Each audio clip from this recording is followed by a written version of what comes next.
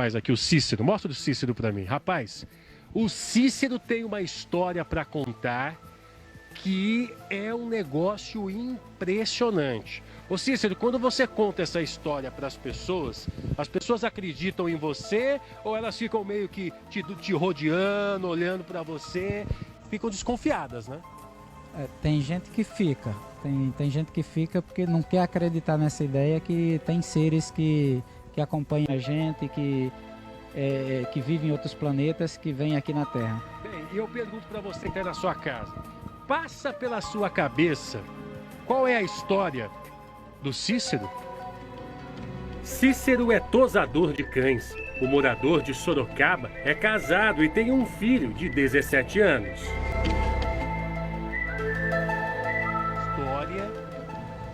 História de arrepiar. De arrepiar. E foi justamente numa noite como essa, olha só. Foi justamente numa noite como essa que você está vendo aqui em Votorantim, no interior de São Paulo, que o Cícero passou. Agora, Cícero, você estava sozinho, estava com alguém? Tava eu e o meu irmão. Você e o seu irmão? Isso. A gente Ele também viu a mesma coisa que você viu? Viu. E essa história foi uns 15 minutos, mais ou menos, de contato. 15 minutos? Isso, 15 minutos. História, o que você viu? Eu estava vindo de Araçoiaba por volta de umas 2h30 da manhã e eu identifiquei uma luz muito forte em cima do meu carro. Aí você estava dirigindo, eu estava dirigindo. De repente você viu uma luz muito forte, uma luz, olha só, mais forte que essa daqui que nós temos, dá só uma olhada. Uma luz muito mais forte do que essa daí, não tem nem comparação com essa luz. Não, muito mais forte, bem forte. E daí, você pensou que fosse um caminhão, pensou que fosse o quê? Então, de imediato eu pensei que fosse um carro que viesse atrás, que estava com farol muito alto. Aí eu comentei com meu irmão, falei, nossa José, esse carro tá vindo com farol muito alto. E eu olhei pelo retrovisor, não vinha nenhum carro.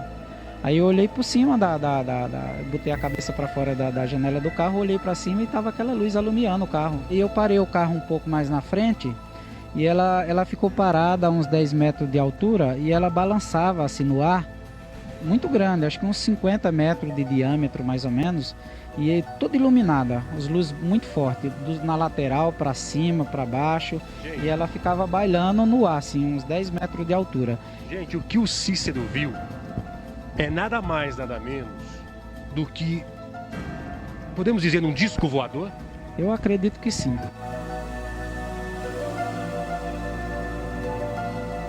Passou pela sua cabeça? Você não estava sozinho, estava junto com o seu irmão. O que passou pela sua cabeça quando você desceu do carro e viu uma nave espacial, viu um disco voador, um OVNI? Primeiro momento assim, eu não senti medo, não tive medo nenhum. Eu não sentiu medo? Eu deu vontade de sair do carro, né, e ver mais de perto aquilo lá que estava acontecendo, o que era aquilo, né? E me aproximei e eu acho que se eu tivesse ido até mais perto, eles tinham deixado, porque deixaram a gente avançar um pouco, próximo dele assim, e ela só ficou no mesmo local balançando, né? Ela bailava no ar assim. Dá para acreditar, dá para se ter esse contato próximo, como ele disse assim?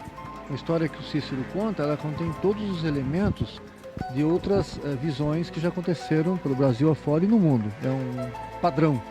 E eu acredito que ele tem todo o crédito, porque a gente interessado nesse assunto, nesse estudo, só não pode afirmar o que seja.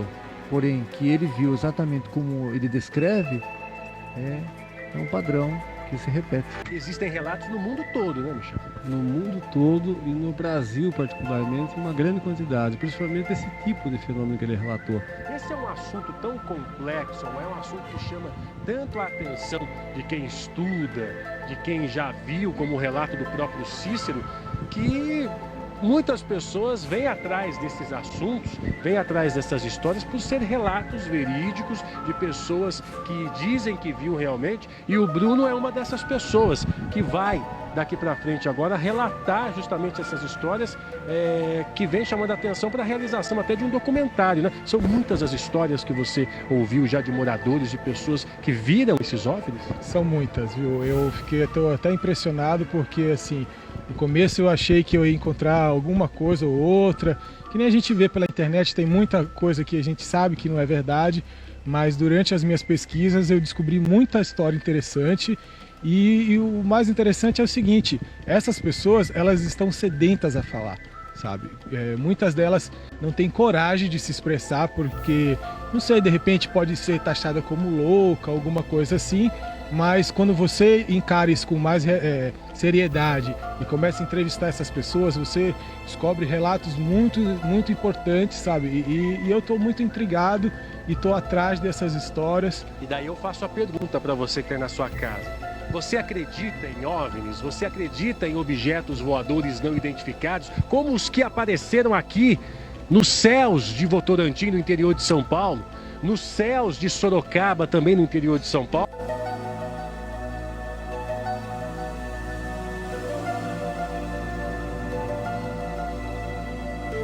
Dessas histórias, desses relatos, você aí de casa tire a sua própria conclusão sobre esse caso. Acreditar ou não em OVNIs, em uma vida em outro planeta. Obrigado a todos que me receberam lá em Votorantim, em Sorocaba, viu?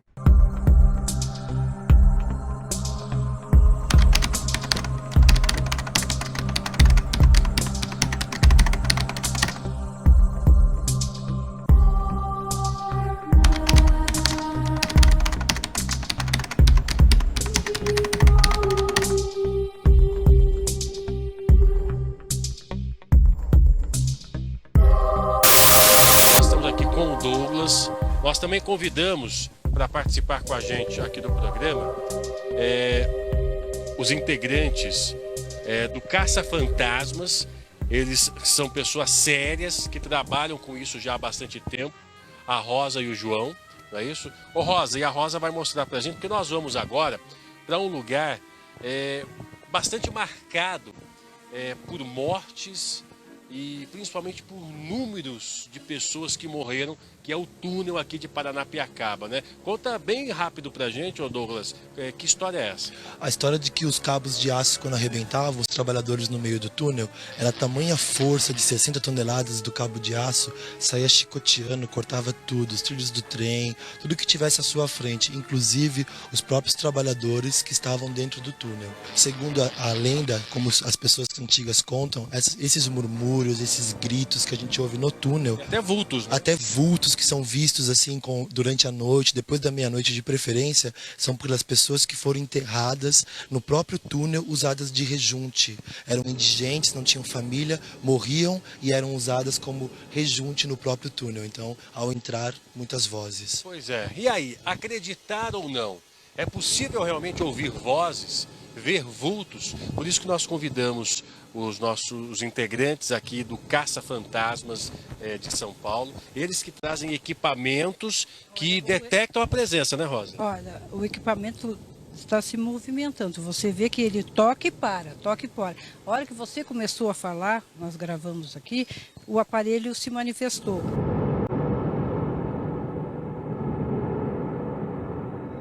Gente, dá muito medo. Vamos andando aqui, gringo, vem pra cá, vamos lá. Vamos andando aqui porque é um negócio impressionante, viu? Dá muito medo, olha só, são galpões que você pode ver aqui, abandonados, tá vendo só? Eu não vou mentir para vocês que eu tô com medo.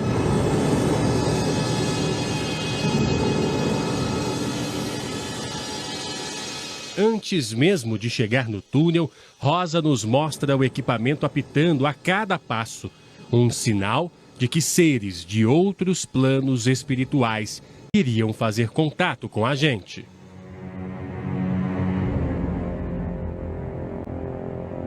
Um dos lugares mais intrigantes foi o local que o cabo de aço se rompeu e matou 9 trabalhadores.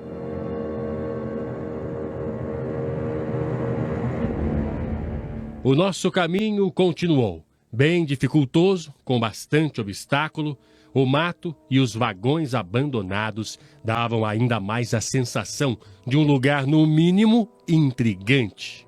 Uma escuridão danada aqui na entrada do túnel. São 13 túneis que ligam Paranapiacaba até Santos. E nós chegamos aqui nesse primeiro túnel. Gente, olha só, eu tô todo arrepiado. Meu Deus do céu. Não dá para explicar. Não dá para explicar a sensação de estar aqui nesse lugar. Meu Deus do céu. Vamos tentar vir mais aqui. Vem para cá, cuidado para não cair aí. Que dá medo, viu? Meu Deus do céu. Um túnel de 1900 e até hoje esse túnel gera muito medo. O cabo de aço retorcido, a escuridão e o local abandonado davam ainda mais medo. Olha, nós apagamos agora todas as luzes, apenas as luzes de alguns equipamentos estão ligados aqui. E, assim, eu ouvi alguma coisa, confesso para vocês. Douglas, você ouviu alguma coisa? Eu tenho certeza do que eu ouvi. Foram vozes, murmúrios. Você ouviu também, Rosa? Também ouvi. A primeira que nós estávamos conversando veio de lá uns sussurros, né? Olha, eu confesso para vocês que eu também ouvi alguma coisa, eu não consegui entender, eu ouvi algumas vozes. Gente, porque é difícil a gente explicar um negócio desse estando aqui, você estando aí na sua casa. Eu também ouvi alguma coisa. Beto ouviu também, Beto? Ouvi também. Olha, eu peço desculpas a vocês, mas eu confesso que para mim chega. Para mim, desculpa, para mim a reportagem acabou aqui. Tô falando sério. Grande abraço a todos, fiquem com Deus e até o próximo vídeo do quadro Acredite se quiser. Tchau!